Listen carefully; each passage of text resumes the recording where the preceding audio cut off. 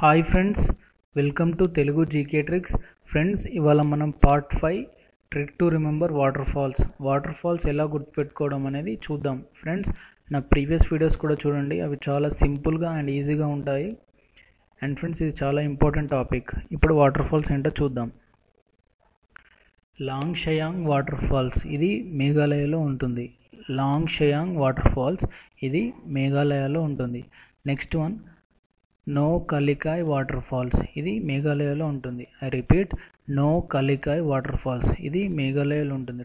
So టోటల్గా 2 water falls మేఘాలయలో ఉంటాయి. ఒకటి ఏంటంటే లాంగ్ షయాంగ్, ఇంకోటి ఏంటంటే నో కలికాయ్. కానీ ఈ 2 waterfalls names and place ఎలా గుర్తుపెట్టుకోవడం అనేది ఇప్పుడు మనం ట్రిక్లో చూద్దాం.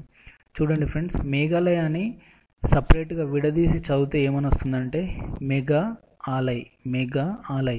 మెగా అంటే ఏంటి? పెద్దది అంటే ఏంటి అర్థం? లాంగ్ అని అర్థం. ఆలయ్ అంటే ఏంటి అర్థం?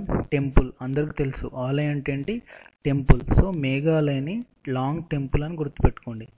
నెక్స్ట్ లాంగ్ షయాంగ్, ఇందులో కూడా లాంగ్ అని ఉంది కదా, సో లాంగ్ అని గుర్తుపెట్టుకోండి.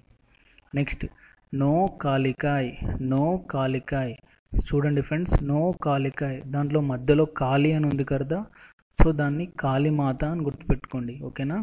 కాళీ గుర్తుంటే ఆటోమేటిక్గా నో కాలికాయ్ కూడా గుర్తుంటుంది. ఓకేనా?